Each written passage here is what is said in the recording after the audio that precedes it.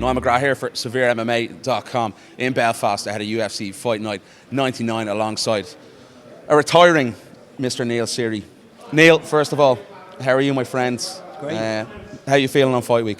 Yeah, I'm feeling really good today, I'm on point for weigh-ins in the morning and don't even look too bad, do I? No, you look great. You look great for once. For Yeah, once. for once. Neil, obviously, you made the announcement that you're going to be retiring after this fight against Ian McCall. How have the emotions been? Has it been strange this week, knowing it's going to be your last fight? No, I've just concentrated on Ian McCall. If I disappeared into different type of thoughts, I'll come up short on doing my job on Saturday. I have a tough fight ahead of me. We all know how good Ian McCall is, and I was just concentrating on him. Whatever comes after that comes, but Saturday night is my time to shine again. What's the reaction like being from your family and your friends ahead of this? Are they happy? Is there something you've talked in detail with them about doing? Yeah, well, no, not family. Obviously, my wife and my kids. More or less, my wife. I just told her, I said, look, I just want to spend more time at home, and she's, look, whatever makes you happy. She's behind me 100%. If I said I'm going to fight another 100 times, she'd stick beside me, But I just said I wanted to spend more time at home. I want to go on holidays and stuff, I want to head off with the kids. All the time I've been working. I've been working full time, and all of my holidays came to things like this, Like if I need weeks off to go train, it's out my holidays. If I want to go, if I want to come here for fight week, it's out my holidays. I haven't been away on a holiday with the kids in a long time, and I just want to go back to doing stuff like that, We look at it, obviously the Haraguchi fight. I know you were.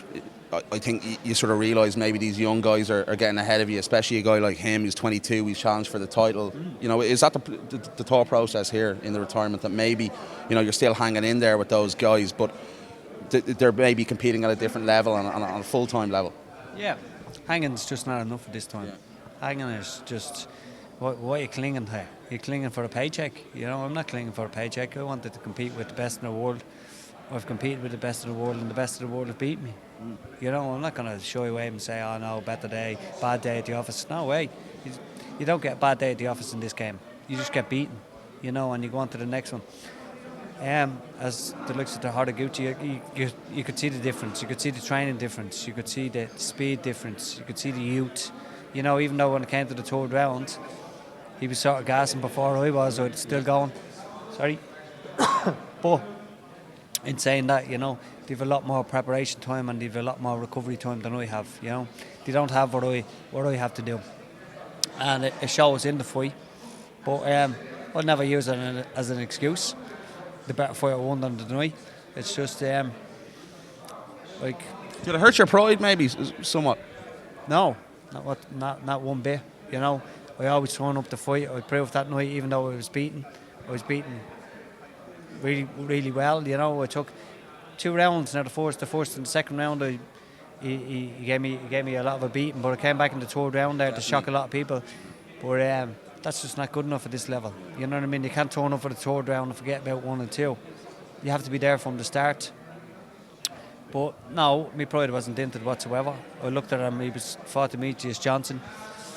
He went 5 rounds with Demetrius Johnson. He was beaten in the last second or something. Yeah, latest ever submission. It's going to show you how tough he is and how good he is. But, I'm under no illusion that I'm slowing down. Of course, my body's slowing down. Anybody that's starts getting older starts to slow down, It is what it is. But, we'll go from there.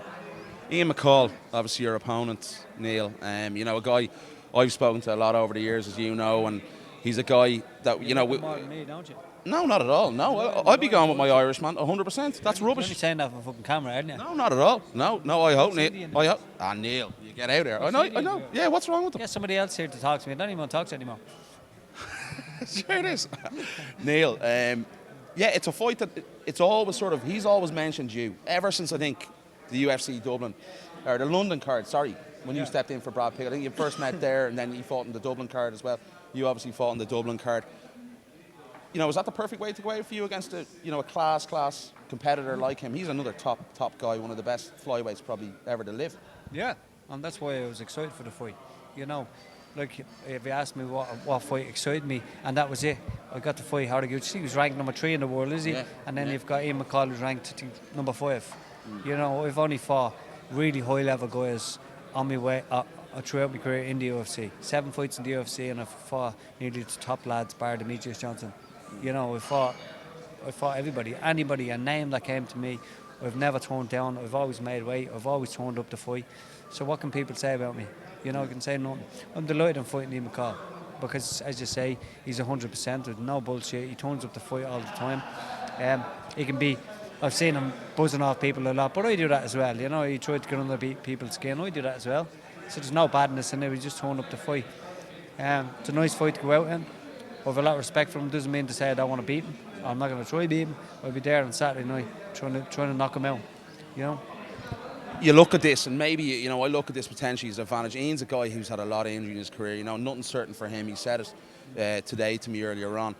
He's had basically 2 back-to-back fight camps as well. He's made weight for both the fights. The one in Cleveland a few months ago I was at. It's his first fight in probably nearly 2 years. I thought it was a year. I didn't think it's a year and a half, nearly 18 months at this stage over that. So that must be an advantage for you as well going into this fight. He must be very frustrated, and a lot of maybe burnout potentially in his body.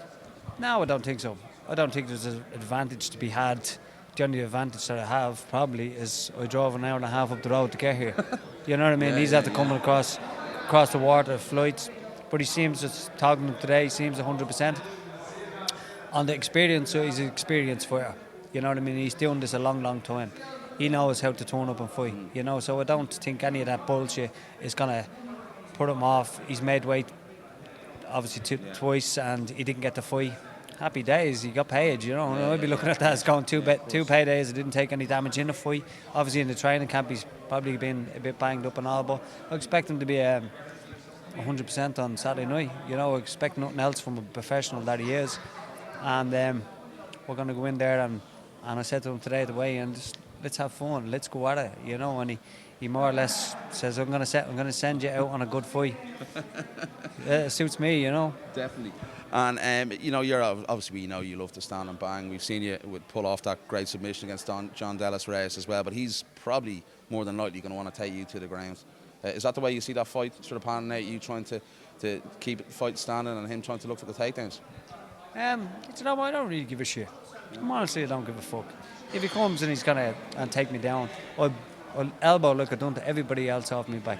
I elbow him, I'll go for the submissions, I'll go, and like my jiu-jitsu game is well underrated. Everybody on you roll with me, I'll say, here, hold on a minute.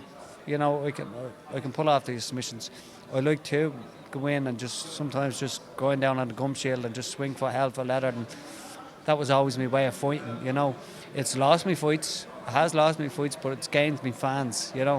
It's exciting to watch. It's what I was always about, and I'm not going to change it for that. And if he wants to come and take me down, only I can stop him from taking me down. You know what I mean? Like, I can try force him into having a fun fight for the fans, but he's here. Make no mistake about it. He's here to win. He didn't crab across. He's here to win a fight, to obviously double up on his money and walk away with a nice paycheck. But I'm here to entertain people. We've said it from the start when I come in, and I'm there trying to knock him out on Saturday.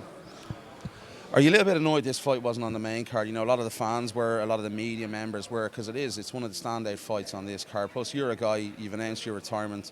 This is going to be your last fight in mixed martial arts competition.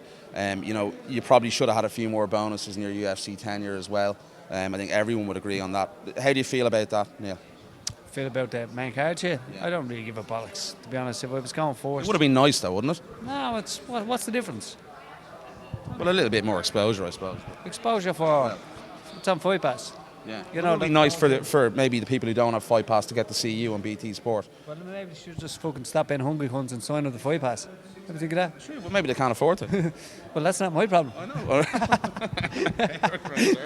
Yeah, you know what I mean? Yeah. No, here, look, it still wasn't going to be on the telly either way. You know what I mean? It's not on BT. I think it's all on Fight Pass. Anybody that wanted to tune in had to obviously buy the subscription to Fight Pass, or free for a month. But BT not showing it right now. no, I don't think BT has shown the card, so it didn't really make a difference, and it doesn't make a difference to me. You know, whether I fight first or fight last, I get the same money either way, and it won't deter me from the job I have to do. You know. What's it like being obviously Reds? Or we see Reds there, we see Keith, we see Andy. You know, final fight week with them. A little bit emotional. Go on. No, not emotional. Delighted for Edza because he was chuffed. He was on the Bellator thing, and he already had his money spent for Christmas, and and that's gone. And then we took the Reebok stuff off him, so that's gone. So that's a big kick in the bollocks for him. But I know we're all cool. It's just like any other fight week. Two more questions for you, Neil. How's this fight? You know, are we going to go out with a bang on Saturday night? Look, all I can do is turn up and fight. You know what I mean? And the only way I know is to start swinging for the hills and trying to entertain people and trying to knock people out. That's no matter what game plan I give myself, half the time when I go away, it goes out the window and I start just going to try more or less kill people. And I think that the fight determines on what Ian McCall turns up. If he wants to take me down, lie at me and try grind out a submission or grind out a points win, you know. But here, look, it's last fight. I said to him today, I want to go out and let's have a fun fight in there, you know.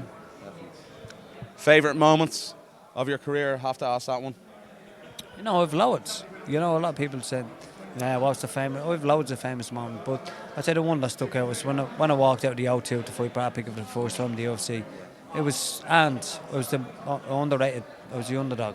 I was underdog by a mile away. I lost the fight but gained a lot of supporters that night, more than anybody on the card. You know, I went out there and performed when they said I couldn't perform. When I couldn't, I remember getting a piece of piss off Luke Barnett. You know. And he doesn't look like us Irish anyway, I don't think. No, I wanted to more or less walk up to him after the fight and just stick my fingers to him and say, here, you know. You had a chance to do it now. Nah, I'm not. I have a bit of class about me, you know. But, or do we? Don't know. You know, and he was writing me off. He was saying, hey, who is this guy? Who is that? I said, but you knew my name after the fight, didn't you, motherfucker? So, that was probably the one that stuck out for me. Definitely, yeah, I was there as well. Neil, looking forward to the fight. My favourite fight on the card on Saturday night. It's been a real pleasure to cover your career, pal. Been a real pleasure to cover your career. Best of luck, man. Appreciate it.